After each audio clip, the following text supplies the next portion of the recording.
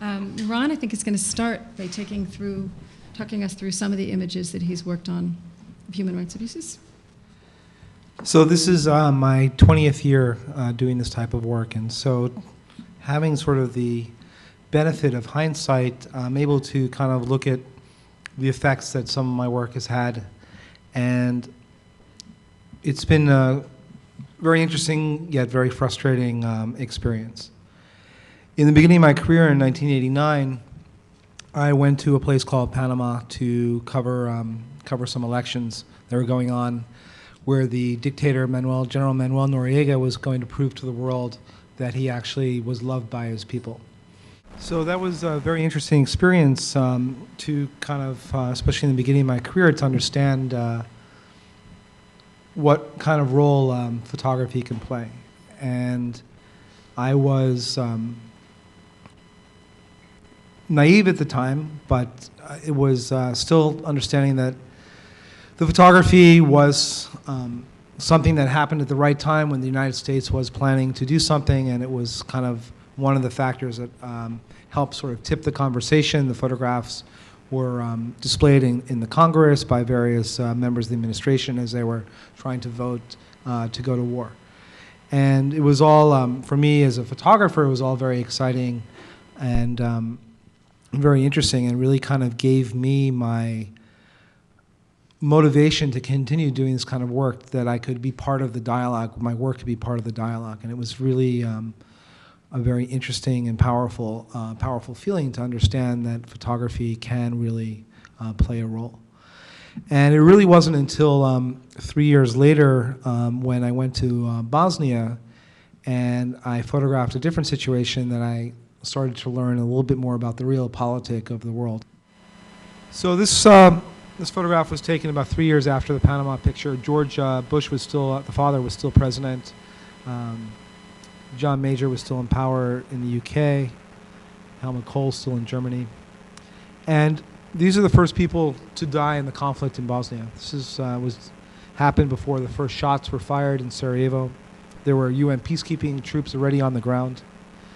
And the photographs were published worldwide, Time Magazine, Stern, Paris Match, I mean, all the major publications. And I was really, really positive that, given what had happened to me in Panama, that these photographs would tip the balance to have the world intervene in the conflict in Bosnia, which everybody knew was going to start unless there was some real effort by the world community. And nothing happened. It was completely ignored. The war started the following week after the photographs were published, and several 100,000 people were killed, and millions of more people became refugees in one of the greatest wars since World War II. And so, for me, it became, this was sort of going from the naive part to sort of being a more realistic person, and understanding that it wasn't just the photography that could change things. That photography can play a role, but it has often a very limiting role. And what does that mean? What does that mean for me as a photographer and for my colleagues as we go to these places? Should we continue going if there isn't going to be a true effect? And it was a very difficult lesson to learn. It was a very difficult idea for me to digest and try to figure out how to motivate myself to continue when photographs like this would be ignored.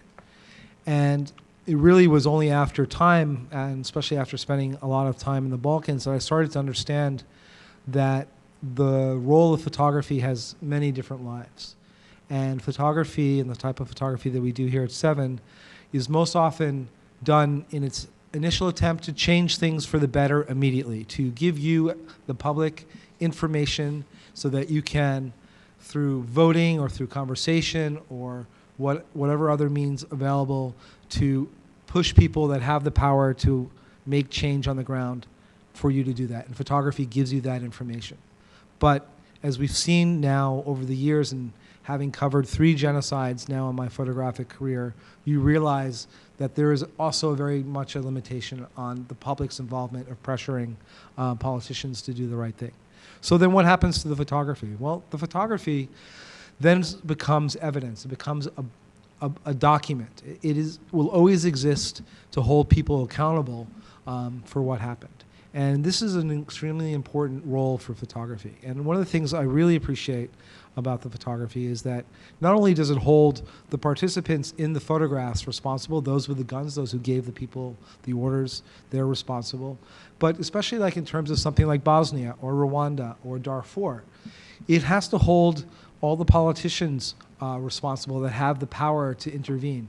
And it then brings me to one of the most important parts, is that in Western democratic countries where we elect our leaders and we are consumers of the news and we have seen these photographs and read these reports and watched these television pieces on the news, we ourselves need to hold ourselves responsible, because one of the great things that was always said about the Holocaust was never again, we didn't know, et cetera, et cetera. And here we are, 3 genocides from 1994 till today, and nobody can say that anymore. One great story I'll tell you from Bosnia is that I met, a couple of years ago, I went back to Sarajevo, and I met a general who was one of the greatest fighters in defending the Bosnians during the siege. And he happened to be a Serb. And there was a time when the beginning of the war happened that Serbs and Muslims had to decide what side they're going to live on. And mostly the city became ethnically divided. This general told me that after seeing my photograph of the Bosnians being executed, that he thought there was absolutely no way that he could fight on the Serbian side. And he stayed and fought with the Bosnian Muslims and had a huge impact in saving the city. And hearing stories like that is just a very sort of motivating factor. So sometimes you're affecting governments and affecting policymakers, but sometimes you're affecting a soldier or a parent or some other person. And one of the amazing things about photography, especially now in our technological age, we don't know where the photographs go. They kind of just go out into space, and the impact that they have is quite great. I thought, John, it would be great, first of all, if you could talk a little bit. I asked you if there was a photograph that had influenced you personally, and you had a very fast answer.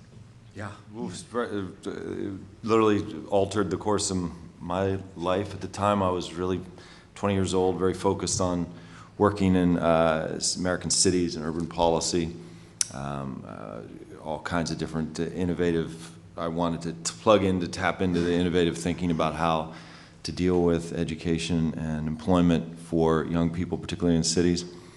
And I was sitting one night, I played basketball, and I'm always getting hurt, so I was sitting one night, ice on my ankle, couldn't get up, too poor to have a remote control, so you literally have to go and turn the channel, so I'm just watching whatever the hell comes on. And suddenly, you know, I don't know if Sally Struthers was attached to it or not, but I'd like to believe she wasn't. And so some kind of footage came on at the time. You guys remember Muhammad Amin. Was a one-armed cameraman from Kenya who went into areas of northern Ethiopia at the time and southern Eritrea, which wasn't Eritrea yet, to film what was to become the great Ethiopian famine that inspired We Are the World and Live Aid and all these other things that occurred. And I mean, it was probably late '83 or something, and as I said, I was 20 years old, and I see this picture, and I'm like, and literally as far as the camera could capture, you know, this image of people huddled over small little fires, not even, you know, your usual refugee camp image of, you know, the tents and some pathetic food distribution system, but nothing. And as far as you could see, and, you know, so I started learning a little bit more about it, and it just, I gotta go. So, I mean, I really have, I went and did a lot of things in the last 25 years, but that was like if I hadn't seen, and it was, you know, it was a series of stills, from what I remember, you know, it was a little bit of video, but a lot of stills, you know, just of people on the knife edge, just literally right on the doorstep of death. And he captured in such a humane way, and they were real people. And you know, I had never picked up a book about Africa, probably had never read an article about Africa. It had nothing in the world to do with me, and those photos just right into my heart, and I literally never turned around.